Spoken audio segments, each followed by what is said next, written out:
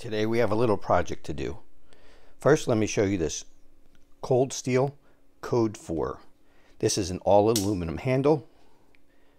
It's a spear point blade in XHP steel. I believe the new ones are made out of S35VN, so you can still get these. These are great knives. They're very thin. You don't even know they're in your pocket. Now, the big problem with it being smooth aluminum is they're very slippery. So I put some of this grip tape on it. I contoured it to the shape of the knife and put this on, and it just makes a world of difference. I'll put a link down in the description. This stuff is from Amazon. It came in the pack where there were 3 strips like this, and it's about $8. You can get it in bigger sheets also, but I'll put a link to this stuff in it. This is what I have left over. I've done a couple knives with this so far. Today we're going to put some grip tape on this knife. This is from Tactile Knife Company. It's pronounced something like Chupacabra is the name of this knife. And as you can see, this is in MagnaCut, and they specify 63 to 64 HRC. This is just a beautiful blade. It's a little bit shorter than a large Chris Reeve knife. I have an Inkosi with the Insinco blade, which is almost identical blade shape to this. It has the continuous curve with sort of the Wharncliffe type design on it. This is just about a 1/4 inch shorter than that blade, and approximately the same heat treat with the same steel. And this one with the Snex lock is so much nicer than a frame lock. I really don't care for frame locks too much, but this knife is really slippery. I think I'm going to keep it simple on here, and I'm just going to cut out 2 rectangular strips and put 1 on each side. Let's grab our scissors. Let's figure out a width here. Okay, so maybe 5/8 of an inch.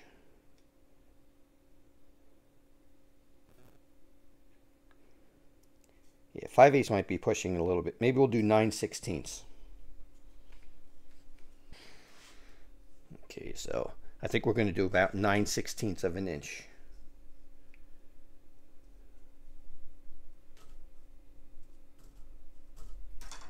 That'll give us a little bit of a guide. You can see a small line there as a guide, and we'll just cut a piece off, and let's see how it fits.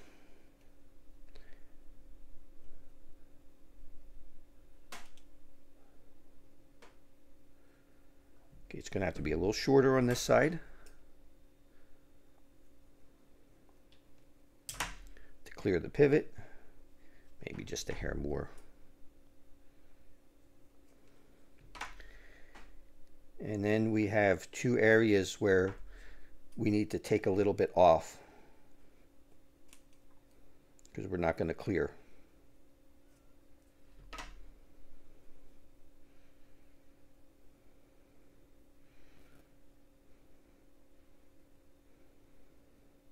Maybe we'll take just a hair more off.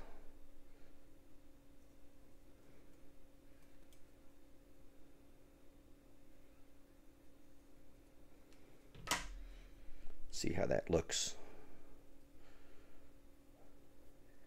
Okay, that'll work. Then I think just because I'm gonna nip the corners a little bit, get rid of the boxy look.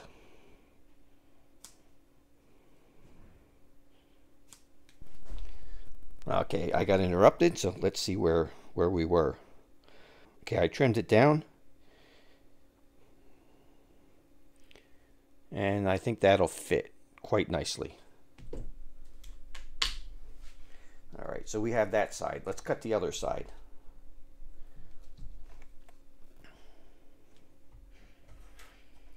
This is going to be quite similar. Since this is longer and this is a curve here, hey, you know what, we'll just do the same. And we'll see what we end up with.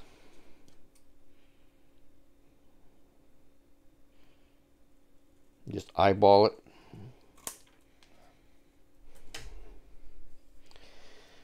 And we'll put it on the knife and we'll see what we need.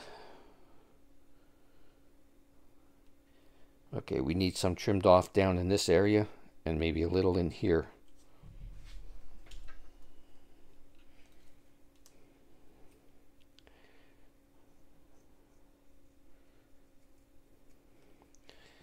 Let's see what we have.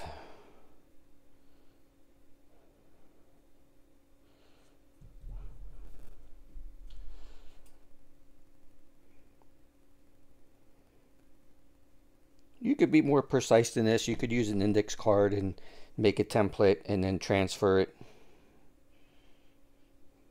Okay, right in here.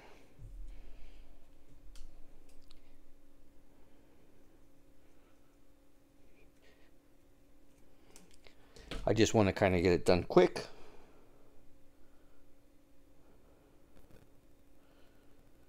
All right, we're going to go with something like that. That should work. Now let's knock the corners off, just to make it look a little better.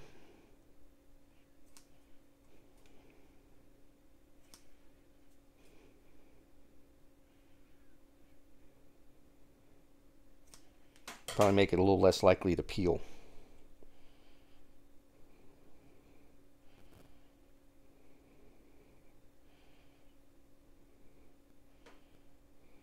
Okay, something like that.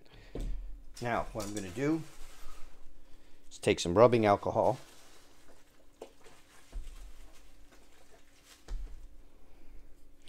and rub down both sides of the knife.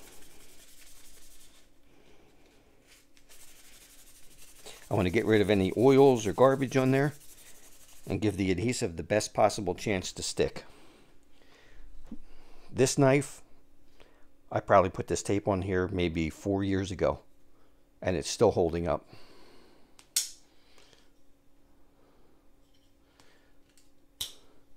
Really makes a difference. Okay.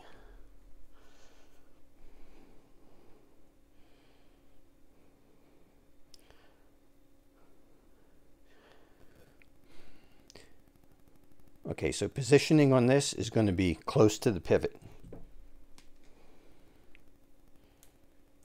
Peel the backing off. Let's see if we can get this right. It's kind of hard to do because the camera's in the way.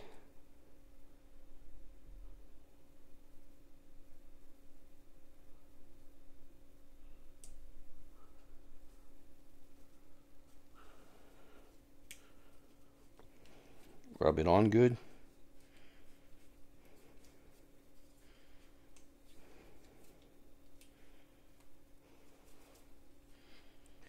And that's one side. Oh, that's really nice. That adds so much grip. Just even that one piece. Now let's do the other side. All right, this one's going to be a little more tricky to place. So what I'm going to do is I'm going to get it in the right spot. And then I'm going to put a pencil line there to mark where it goes.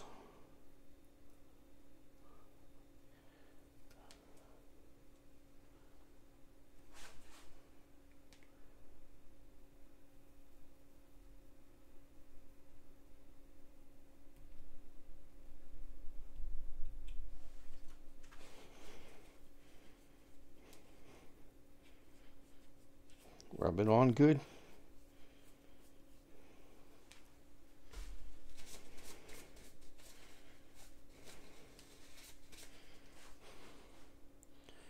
Minus that pencil line there. There we go. That's all there is to it. Now when I hold this knife and flip it open and closed, I have really good traction on the sides. Or even when I use the thumb studs and I grip it for in use, it's not going to slip in my hand. That is such a great addition to this knife.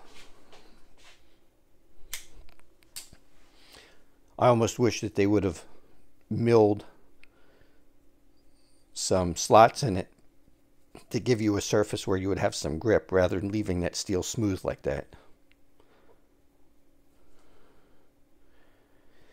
Knife still doesn't look bad. May not look quite as good as it did without it. I'll have to get rid of that pencil line later. Let's see. Will the eraser get rid of it here?